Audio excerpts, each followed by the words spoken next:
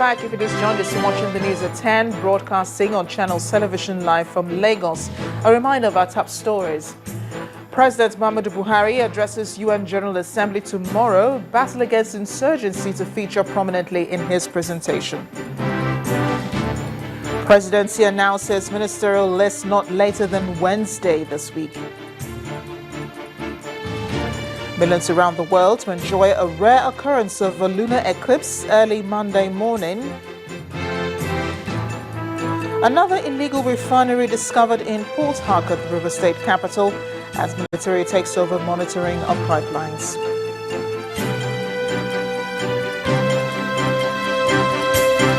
And deadly crashes break out in Bangui, the capital of Central African Republic, over death of a taxi driver.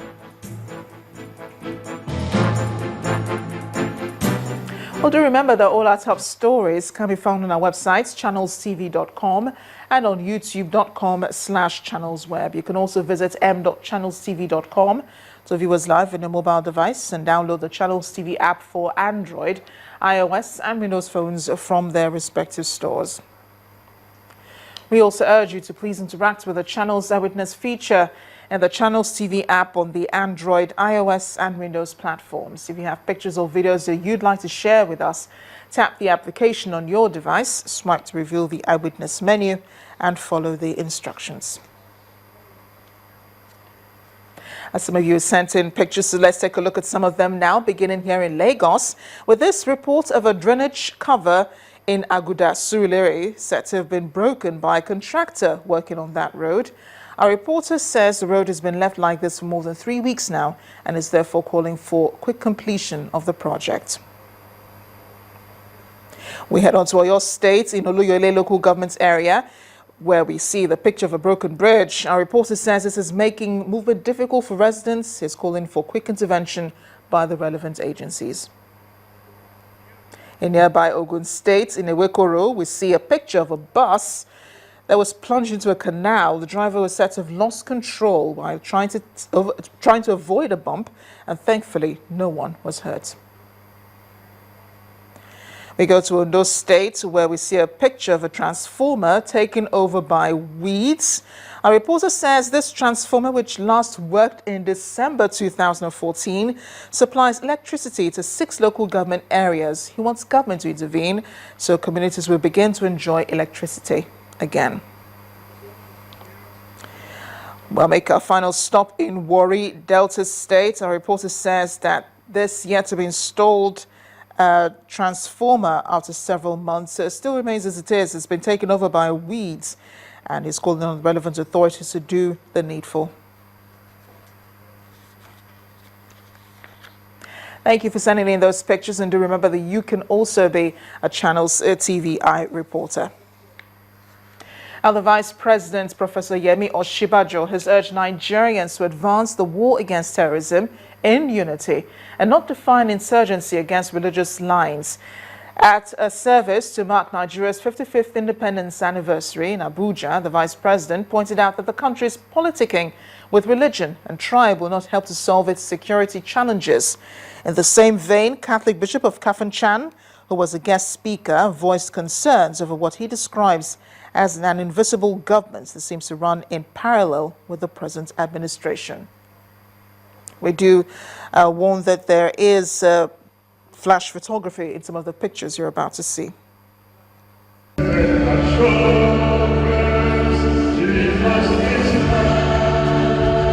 Thousands of people attended this year's Independence Day anniversary service.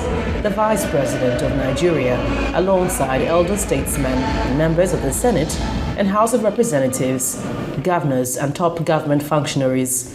It was a complete gathering to celebrate Nigeria's 55 years of political existence.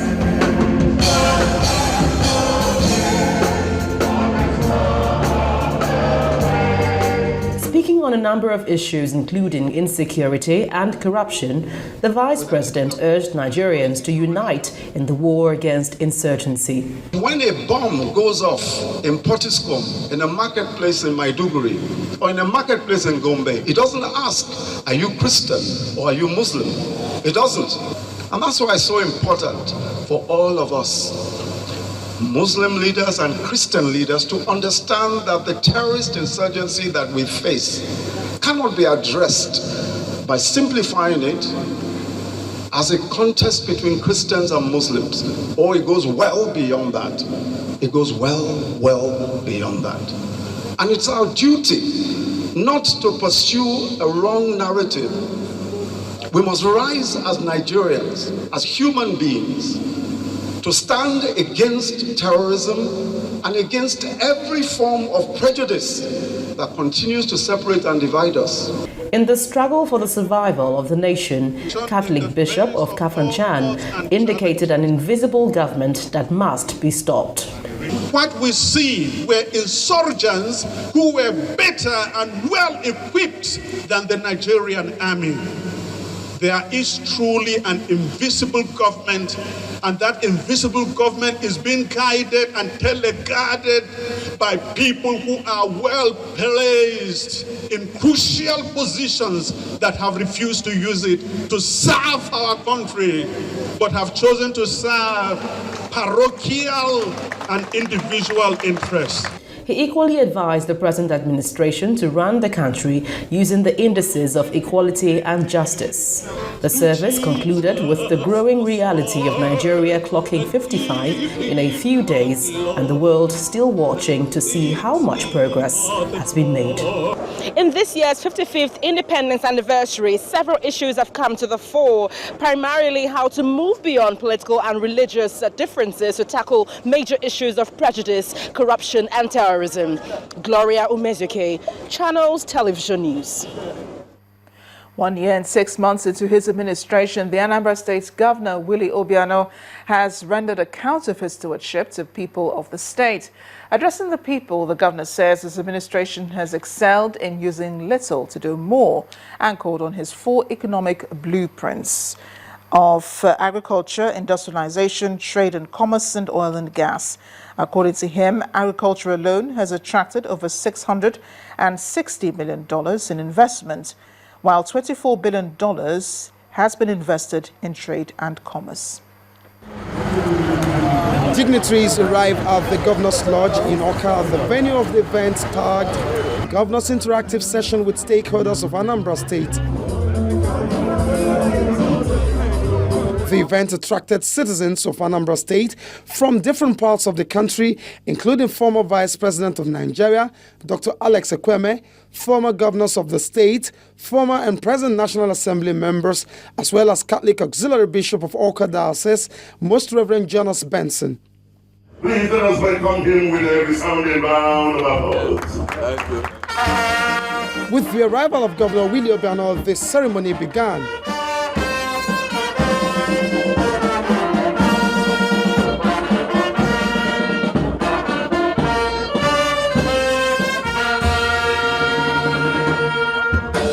Accountability being the reason for this gathering, the governor acquaints the people of the state with his achievements since taking over office 18 months ago. To the glory of the Almighty God and the audacity of our collective hopes that our waves of successful attacks on the men of the underworld were enough to sweep out crime and criminality from Anambra State.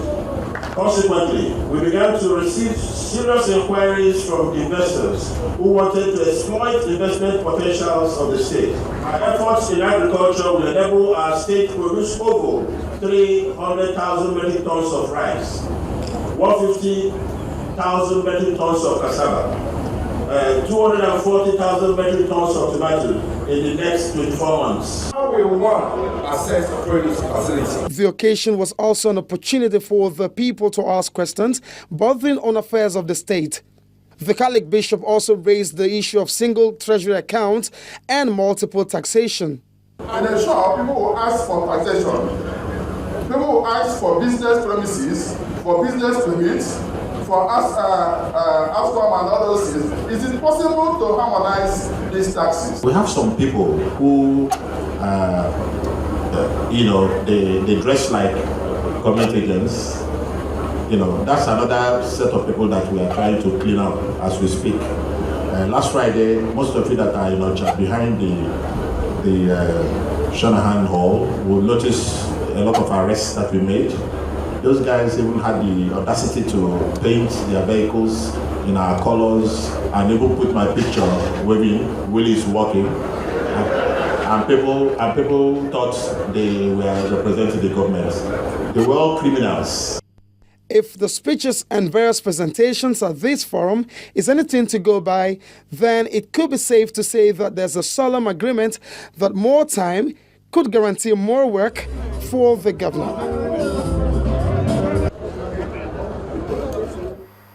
The Nigerian Armed Forces has continued to maintain the onslaught against crude oil theft in the Niger Delta region as time troops at Sector 2, Operation Polo Shield, carried out an anti-illegal oil bunkering operation in Tamanotonye Ama in Ogwobolo local government area of Rivers State.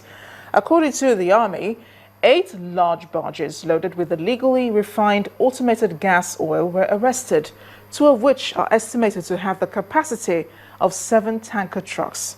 Other illegal bunkering equipment were also discovered and towed along with the barges to Ogoloma Jetty while the site was destroyed. Our correspondent Emmanuel Erei reports. Officers and men of Operation Polo Shield getting on speedboats at the jetty Nonne in Rivers State.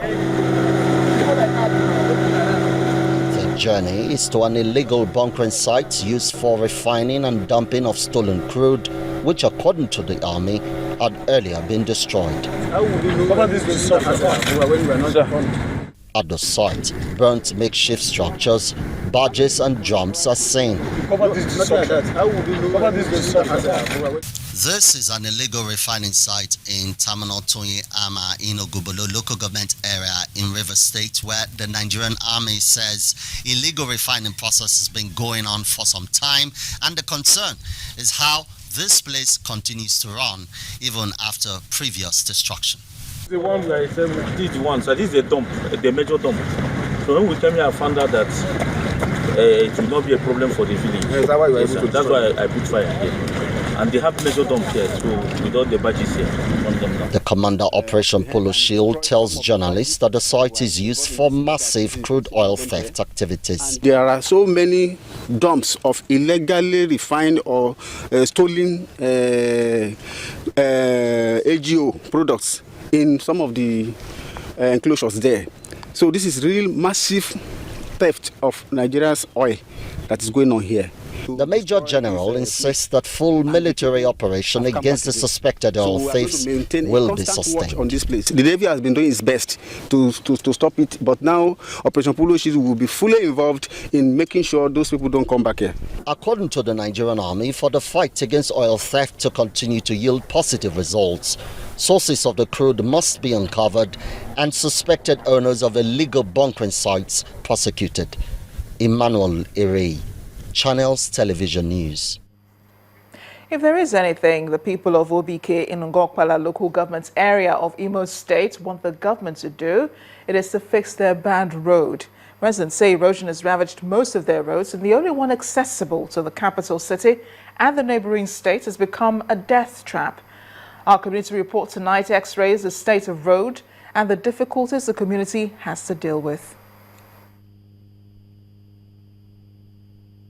Etisola, now you're talking.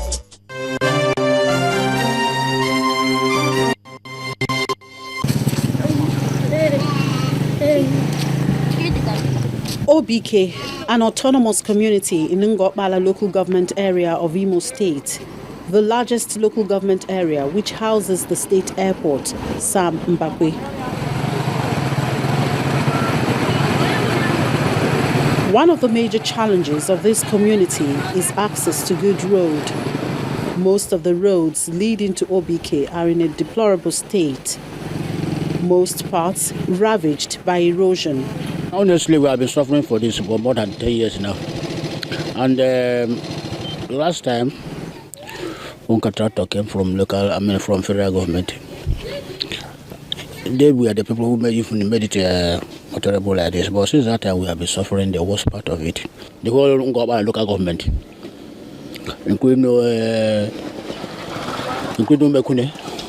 And this is the only access to our neighboring state rivers. So no miss. In fact, we need help. The road, which is the only link to the capital city, Owerri, and other neighboring states, has been in this state for over 10 years without government intervention. So our road no good every rainy season. So we suffer for it. You see, some people they fall for inside gutter, even tipper. You see, now we go come out and now we the repair them by ourselves. Motorists have no option but to use the roads, which has become a death trap. The communities are not the only ones affected. This school, Christ the King College, is also counting its losses as a result of the bad road. So many parents who would have loved to have their children here think about the bad road. A lot of people get deterred, from bringing their children. Everybody was elated, everybody was happy. We were expecting that by now, we'll be using a fantastic road. According to the principal, the state government began the construction of a bridge in the community in August 2014. Till date, that project is still not completed. Of course, when they started the project, the old bridge could not be used because their work had affected the usage of the old bridge. So that road, not just the bridge, that road became an abandoned road. And the bridge abandoned too, the project abandoned. The state government is not unmindful of the situation. It's promising to reconstruct the road after the raining season. I appeal to the people of OBK community to exercise patience.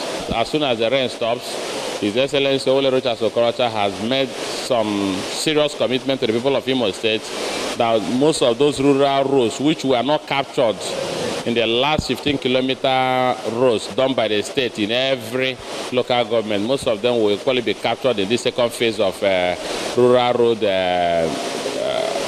reconstruction or rehabilitation. A promise has been made, and the people of OBK are waiting to see that promise fulfilled and their community back to life again.